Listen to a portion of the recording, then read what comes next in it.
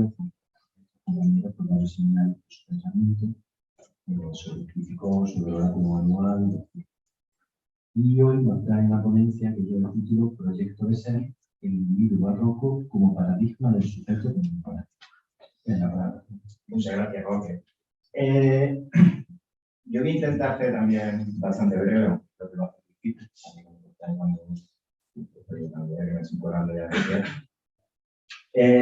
Lo que he intentado en este trabajo de presentar es precisamente eso, realizar un trabajo acerca de la concepción de Gracián sobre el sujeto, pero acercándolo a posiciones más contemporáneas, como son, por ejemplo, la de Nietzsche, o más contemporánea aún la de Sartre, viendo los lazos que podríamos ver ya en la filosofía de Gracián para conectarlo con ese autor.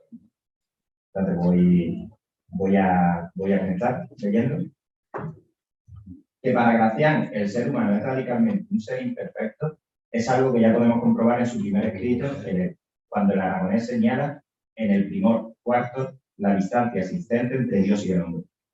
Abarcar todas las percepciones solo se le concede al primer ser. Este modo de señalar la distancia inalcanzable que separa la figura del primer ser del hombre es una llamada de atención al exceso de vanidad que Gracián encuentra en su mundo. Pero sin duda, una de las expresiones más puras de esta imperfección humana la encontramos en el Quijote, cuando Gracián no duda en denominar a Alejandro Magno como hijo de la purificación. Este reconocimiento, lejos de ser una condena del ser humano a la infelicidad y la imperfección, es para Gracián, por el contrario, el punto de partida necesario para su construcción y perfeccionamiento. El ser humano no es perfecto, pero sí que tiene la capacidad de acercarse todo lo humanamente posible a esa perfección en la medida de sus posibilidades. Así comienza el párrafo 2 del discreto. No lo coronó Júpiter con aquel majestuoso señorío en el hacer y en el decir, que admiramos en algunos. Dio solo la autoridad conseguida con el crédito y el magisterio alcanzado con el ejercicio. En Gracián se establece una paradoja. Solo aquel individuo capaz de reconocer en sí mismo la completa nihilidad con la que viene al mundo puede a su vez descubrir la necesidad urgente que posee y extraer precisamente de esta fuerza la fuerza necesaria para una construcción de sí. Así lo representa la figura de genio, el cual no solo poseía todos los sentidos humanamente conocidos, sino uno más, precisamente el de la necesidad. Esta necesidad se establece como una condición necesaria para la construcción de la persona y, a su vez, para que surja esa conciencia de necesidad es imprescindible una bajada a los infiernos de uno mismo, para descubrir esa nihilidad que comentábamos antes. Algo que demuestra el breve diálogo que establece Crítico con Eugenio, en el que el primero busca conocer quién es ese hombre con el que se ha encontrado. Hombre prodigio, ¿quién eres? Le pregunta Crítico. Y responde Eugenio, ayer nada, hoy poco y mañana menos. ¿Cómo menos? Sí, que a veces más valiera no haber sido. ¿De dónde vienes? De la nada. ¿Y dónde vas? Al todo. Ahora digo que eres sabio. ¿Sabio o no? Deseoso de saber sí. Así pues, como Gracián también señala en el discreto, no conduce la naturaleza, aunque tan pródiga sus obras a la perfección del primer día, ni tampoco la industriosa artes. Vanlas cada día adelantando hasta darle cumplimiento. El carácter perfecto no viene asociado de manera innata al ser humano, sino que la persona se entiende como resultado de todo un proceso que a su vez tiene su punto de partida en un reconocimiento de la nihilidad esencial del ser humano. Es precisamente esta nihilidad la que debemos tomar como una impulsora, una nihilidad productiva que lanza al ser humano hacia el perfeccionamiento y la creación de sí. Esta tesis acerca de una perfectibilidad humana asociada al carácter imperfecto innato del ser humano puede parecer, a simple vista, compatible con las consideraciones antropológicas modernas acerca del individuo, entendido como un ser sometido al continuo aprendizaje y formación que actualiza las potencialidades contenidas en él. Sin embargo, en mi opinión, la visión de Gracián que acabamos de describir se aleja de esa visión moderna tradicional, y esto debido a la radicalidad ontológica que Gracián concede a lo que hemos denominado nihilidad productiva. No hablamos de un conjunto de potenciales que parte de una actualización muy doble, sino de la necesidad más absoluta de construcción de sí, un estado de nihilidad como único punto de partida para la construcción de la propia persona. Es más, esa perfección nunca es alcanzada de manera definitiva, como nos recuerda Gracián en el parágrafo 16 del discreto. Gracián parece apuntar que ese supuesto estado perfecto o bien no es duradero en la medida en que una vez parece alcanzado comienza a declinar, o bien, como queremos obtener en este trabajo, ese estado de perfección se encuentra sometido a algo por encima suyo, la continua variabilidad no solo del propio sujeto, sino del mundo en el que se vive. De esta manera, Gracián se alejaría de aquel error que Nietzsche achacaba a la mayor parte de la tradición filosófica: dar al hombre por ya hecho y extraer su genealogía de una precomprensión del mismo. Señala Nietzsche en Humano demasiado humano. Todos los filósofos comparten el defecto en sí de partir del hombre actual y creer que con un análisis del mismo pueden llegar al objetivo. Sin quererlo, el hombre flota ante su mente como una eterna veritas, como algo que permanece igual en toda la hora, como una medida segura de las cosas, pero todo lo que el filósofo enuncia sobre el hombre no es en el fondo más que un testimonio sobre el hombre en un espacio temporal muy limitado. Para Nietzsche, el ser humano deviene. Esto quiere decir que, dada su radical nihilidad constitutiva, toda aquella configuración que alcanza y en lo que acaba por fijar su mismidad está sometida a una constante transformación. Su esencia más radical es la nada, y en tanto que constituido de este modo, todo proceso de perfeccionamiento es, por esencia, infinito, nunca acabado. Es por ello que las propuestas humanistas reinantes en la tradición moderna, las cuales parten de una determinada realidad del hombre como algo ya dado de una vez y para siempre, como algo eterno e inmutable, comparten la ceguera respecto a la génesis de ese hombre. Toman los rasgos que el hombre adquiere en la actualidad e, hipostaciándolos, lo demarcan como fuente valorativa de todo lo que hace, al tiempo que extraen una falsa génesis del mismo.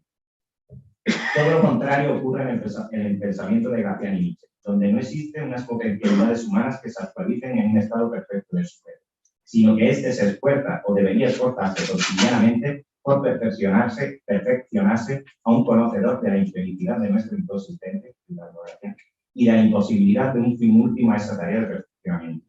En Gracián, dicho sin andamiajes, no encontramos un sujeto cerrado, sino abierto a la continua mutabilidad y a la tarea de un perfeccionamiento proteico.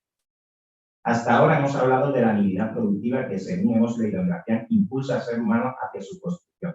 Sin embargo, en Gracián existe una denominación de esta nihilidad productiva en la cual pretendemos que el aragonés cifra toda esencia del ser humano, el caudal. Para Gracián, el entendimiento humano es la mayor prenda de la persona.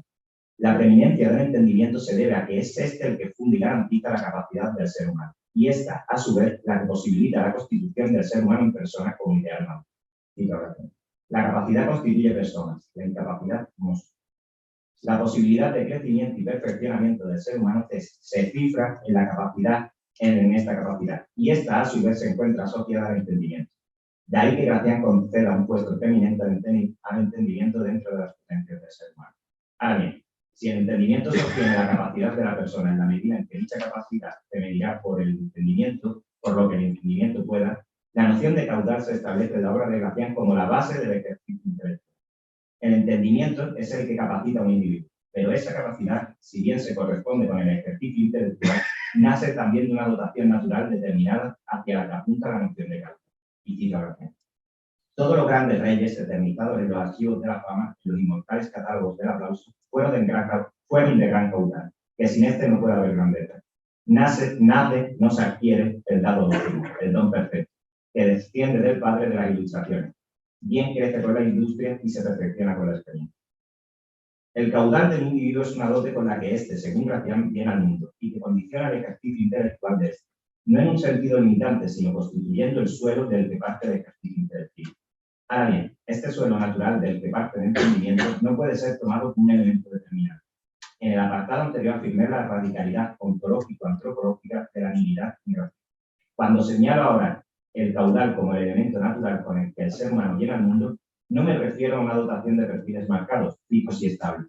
Se trata más bien de una inclinación, un temperamento orientado hacia acciones posibles. La grandeza o la bajeza de un caudal serán, en consecuencia, para Gracián, resultados de la acción hacia la que dicho caudal se orienta. El caudal ha de ser modulado en la cotidianidad, pues es en ella donde se manifiesta y se constituye, y de ahí la importancia del entendimiento. Esta capacidad de modular el propio caudal es tarea del entendimiento, y es en lo que consiste la capacidad del ser humano propiamente dicha. El caudal no muestra su grandeza o su bajeza más que en la acción en el mundo, mediada por el entendimiento. Así pues, volvemos de nuevo a la tesis sostenida en el apartado anterior. La propia naturaleza del ser humano está en Gracián fijada en su caudal. No es separable, o sea, la propia naturaleza del ser humano en Gracián fijado en su caudal no es separable de lo que desea el individuo en su mundo. En otras palabras, todo ser en el ser humano es un estar siendo. La naturaleza del hombre se construye en su mismo proceso de construcción. Así pues, el caudal del ser humano se modula en el mundo a través del entendimiento, fundando así lo que denomina Gracián la capacidad de. Pero si el caudal es la dotación natural con la que el hombre vive al mundo, Gracián coloca a su lado en esta parte natural del hombre la voluntad. La voluntad es vista por Gracián como la inclinación natural del hombre, como su predisposición a cierta acción y no otra. Precisamente el caudal de un ser humano se mide por esta inclinación natural, esta voluntad, siendo el entendimiento el modo en el que se modula esa voluntad, el modo efectivo en el que dicha voluntad se encarga. La noción de voluntad en Gracián parece, pues, permitirnos fijar en ella el caudal del ser humano, y a su vez resulta de vital importancia para comprender la distancia que separa al pensador aragonés de la concepción moderna tradicional de su sujeto, acercando la postura crítica con esta tradición. En las antípodas de ese pensamiento moderno tradicional, como es conocido, se sitúa Nietzsche. En relación a la voluntad, Nietzsche realiza una distinción entre las acciones de un sujeto, por un lado, y los motivos de dicho sujeto, por otro.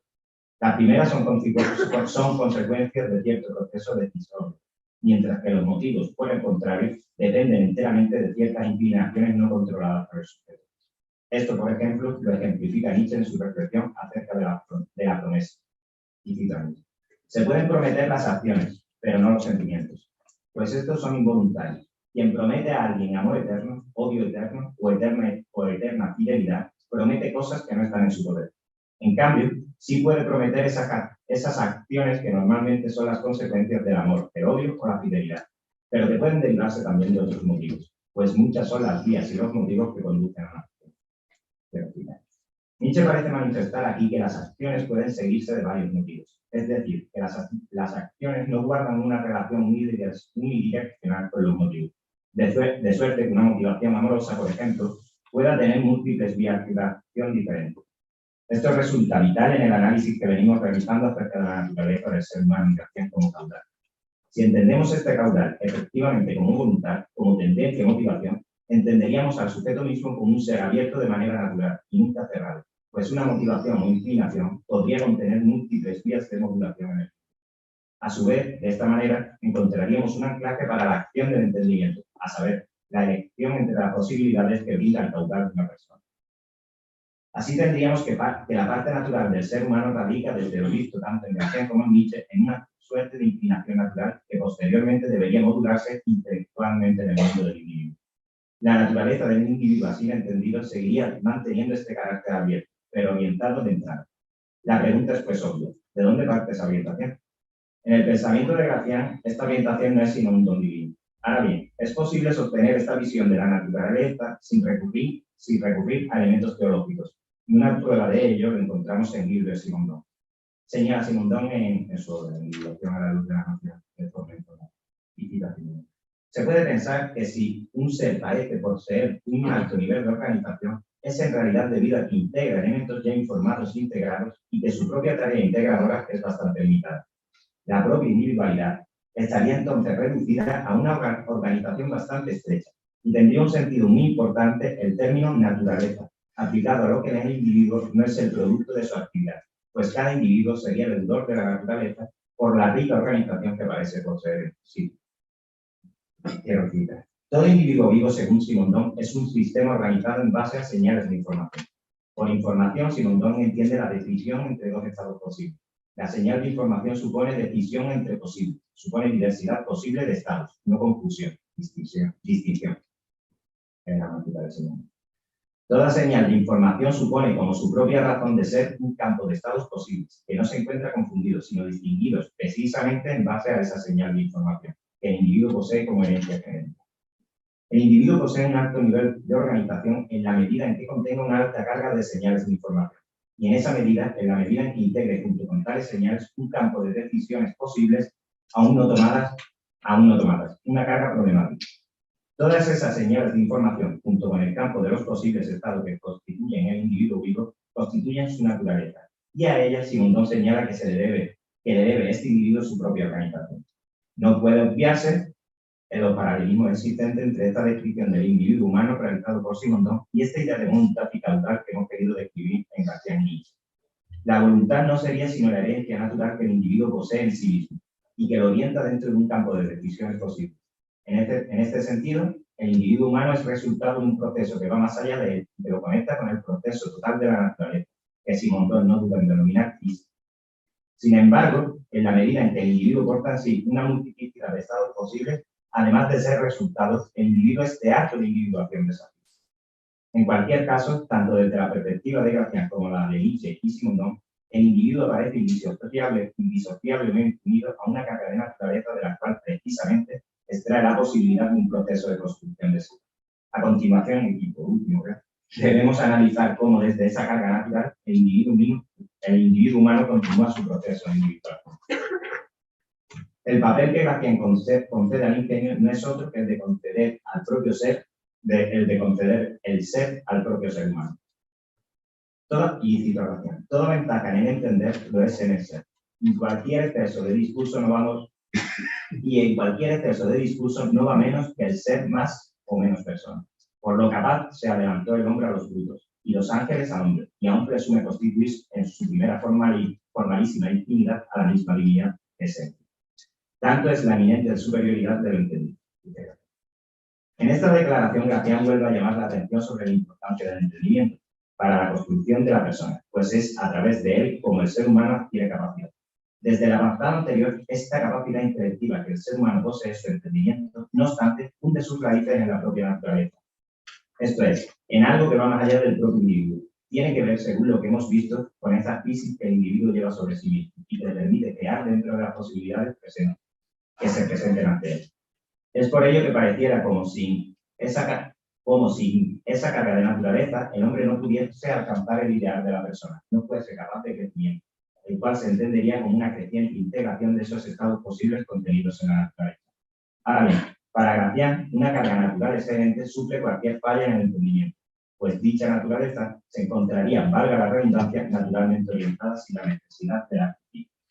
Esto no quiere decir en ningún caso que estos tipos humanos con una naturaleza sublime prescindan del entendimiento en la construcción y modulación de sí mismos, sino que hacia lo que apunta Gracián es que la propia naturaleza implicaría ya de entrada un ejercicio intelectivo sublime. Se encontraría bien orientada, aunque continúe necesitando una modulación correcta.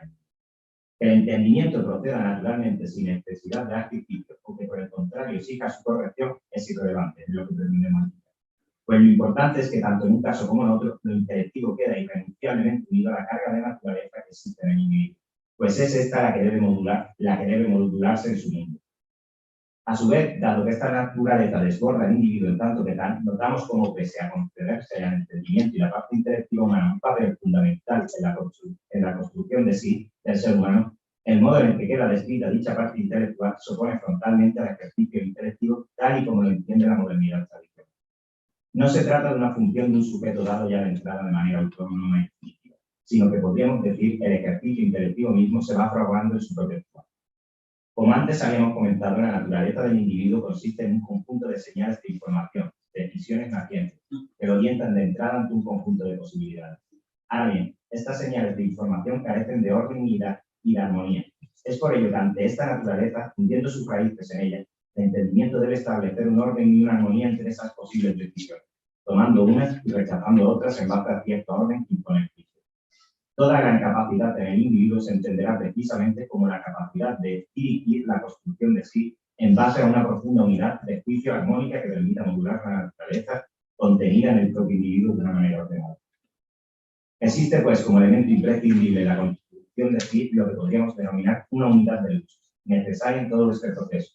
Unidad que, por supuesto, no está dada, salvo en el caso de la luz, sino que debe ser ejercitada y construida en el proceso mismo de construcción.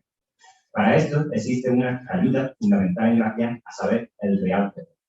En el primer 9, titulado precisamente la entidad de rey, Gracián apunta a la necesidad de reconocer en uno mismo aquello que destaque por su eminencia. El descubrimiento de este real ser rey es precisamente un ejercicio ingenioso consistente en elaborar un concepto adecuado de uno mismo. Así, esta tarea está íntimamente relacionada con una vuelta de ingenio sobre el propio individuo para descubrir en su naturaleza aquello eminente y con potencial para orientar toda la construcción. Bueno, ya lo siguiente lo voy a comentar para terminar ya. Esta idea de unidad de gusto que yo he querido ver en Gracián va a estar muy cercana a una idea que también vemos en Nietzsche, que es la unidad de epsilon. Precisamente lo único que voy a leer es una cita en la que Nietzsche describe cómo Wagner descubre su genio. Es decir, cómo a través de una infancia que es muy caótica, muy racional, un chaval muy nervioso, logra encontrar una pasión que predomina en él y canaliza toda ese nerviosismo, ¿no?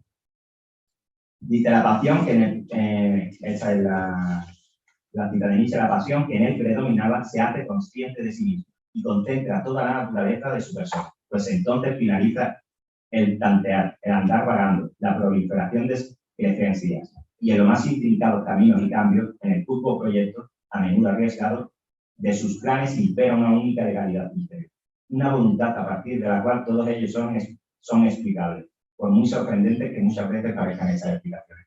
Es decir, es necesario encontrar dentro de esta naturaleza del ser humano una pasión, un elemento eminente, dirá Gracián, que canalice toda la construcción de él. Entonces, estos aspectos que estamos viendo, tanto en Nietzsche como en Gracián, vemos la cercanía que existe. Y la cercanía, básicamente, y por concluir, son dos. En primer lugar, que el sujeto esencialmente se encuentra abierto en el mundo y, por tanto, su perfeccionamiento no tiene un fin claro. Y, por otro lado, que esa apertura del ser humano y esta capacidad de construir se debe precisamente a algo que desborda el propio individuo. ¿Qué ha ocurrido según, por ejemplo, Simondon según Simondon y según Nietzsche en la modernidad? Que la modernidad está fijada solo en un aspecto de la subjetividad, estos aspectos en tanto que individuo, ya que hablan tanto el individuo con una fisonomía. Pero hay por detrás una carga de naturaleza no individual que ha dejado obviar. Entonces, esta es la crítica que yo quería mantener, lo que pasa es lo principal. Pues bueno, muchas gracias.